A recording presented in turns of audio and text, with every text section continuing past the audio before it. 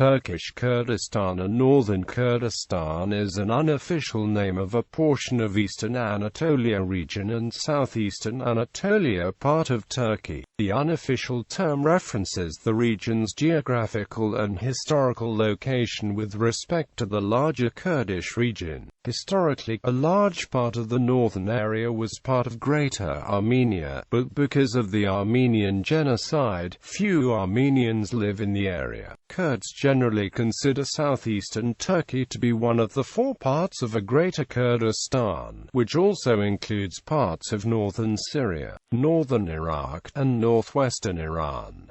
Geography and economy. In the census of 1965, Kurdish speakers made up the absolute majority in Agri, Batman, Mus, Bingöl, Tunceli, Bitlis, Mardan, Şanlıurfa, Hakkari, Siirt, Şırnak, and Van, and a majority in Diyarbakir. According to Encyclopedia Britannica, there are 13 Kurdish majority provinces of Turkey, i.e.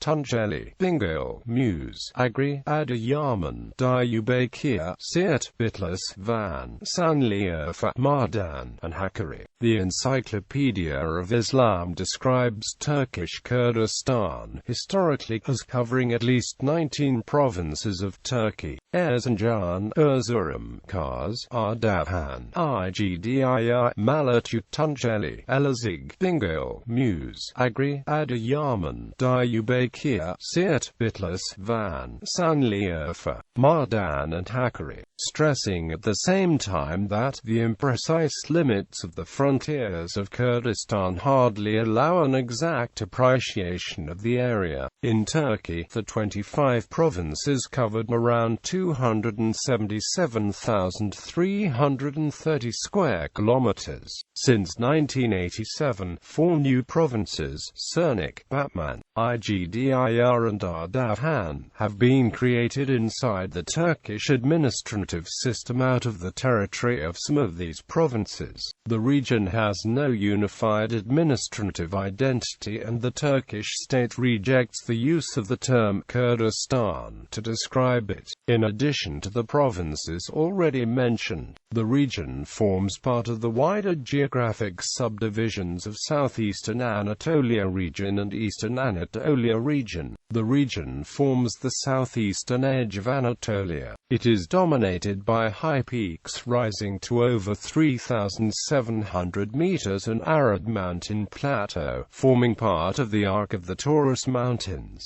It has an extreme continental climate, hot in the summer, bitterly cold in the winter. Despite this, much of the region is fertile and has traditionally exported grain and livestock to the cities in the plains. The local economy is dominated by animal husbandry and small-scale agriculture, with cross-border smuggling providing a major source of income in the border areas. Larger-scale agriculture and industrial activities dominate the economic life of the lower-lying region around Diyarbakir, the largest Kurdish populated city in the region. Elsewhere, however, decades of conflict and high unemployment has led to extensive migration from the region to other parts of Turkey and abroad. History. During the Middle Ages, the Kurdish inhabited regions of the Middle East came under the rule of local Kurdish chieftains, though they never established an unified nation-state.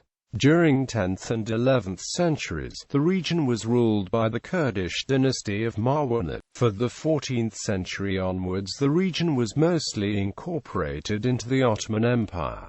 Kurdish principalities of the region. A tax register dating back to 1527 mentions an area called Vilayet-i Kurdistan, which included 7 major and 11 minor emirates. The document refers to Kurdish emirates as uyale, an indication of the autonomy enjoyed by these principalities. In a firman issued by Suleiman I around 1533, he outlines the rules of inheritance and succession among Kurdistan Beyis, i.e., Kurdish nobility. Hereditary succession was granted to Kurdish emirates loyal to the Ottomans, and Kurdish princes were granted autonomy within the empire. The degree of autonomy of these emirates varied greatly and depended on the geopolitical significance. The weak Kurdish tribes were forced to join stronger ones and become a part of Ottoman sancaks. However, the powerful and less accessible tribes, particularly those close to the Iranian border, enjoyed high degrees of autonomy. According to a canoe name mentioned by Evliya Çelebi, there were two administrative units different from regular sanjaks. 1. Kurdish sankaks, characterized by hereditary rule of the Kurdish nobility, and 2. Kurdish governments. The Kurdish sanjaks, like ordinary sanjaks, had some military obligations and had to pay some taxes. On the other hand, the Kurdish hukume neither paid taxes nor provided troops for the Ottoman army. The Ottomans preferred not to interfere in the succession and internal affairs. As Evliya Çelebi has reported, by the mid-17th century the autonomy of Kurdish emirates had diminished. At his time, out of 19 sankaks of Diyarbakir, 12 were regular Ottoman sanjaks, and the remaining were referred to as Kurdish sanjaks.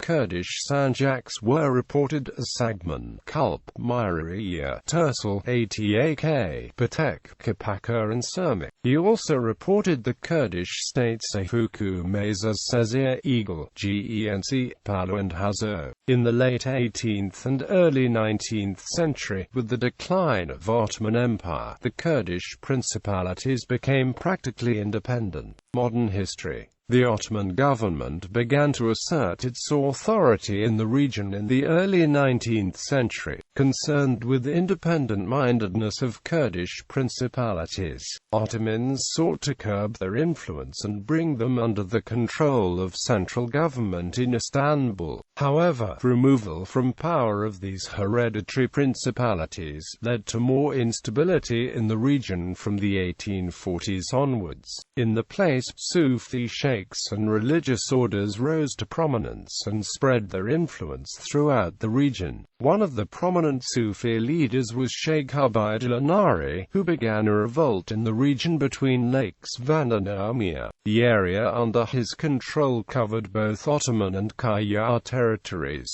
Sheikh Ubaydullah is regarded as one of the earliest leaders who pursued modern nationalist ideas among Kurds. In a letter to a British vice-consul, he declared, "The Kurdish nation is a people apart.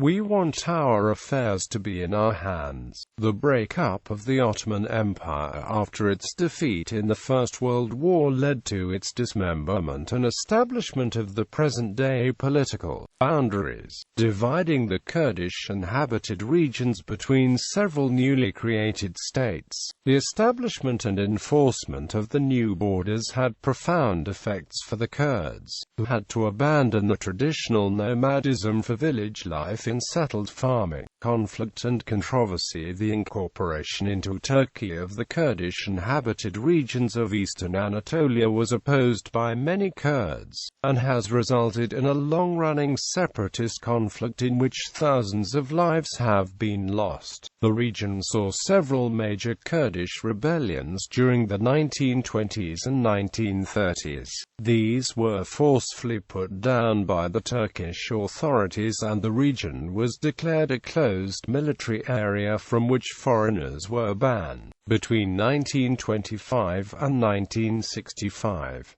the use of Kurdish language was outlawed. The words Kurds and Kurdistan were erased from dictionaries and history books, and the Kurds were only referred to as Mountain Turks. In 1983, a number of provinces were placed under martial law in response to the activities of the militant separatist Kurdistan Workers' Party. A guerrilla war took place through the rest of the 1980s and into the 1990s. By 1993, the total number of security forces involved in the struggle in southeastern Turkey was about 200,000, and the conflict had become the largest counter-insurgency in the Middle East, in which much of the countryside was evacuated. Thousands of Kurdish-populated villages were destroyed, and numerous extrajudicial summary executions were carried out by both sides. More than 37,000 people were killed in the violence and hundreds of thousands more were forced to leave their homes. The situation in the region has since eased following the capture of the PKK leader Abdullah Öcalan in 1999 and the introduction of a greater degree of official tolerance for Kurdish cultural activities,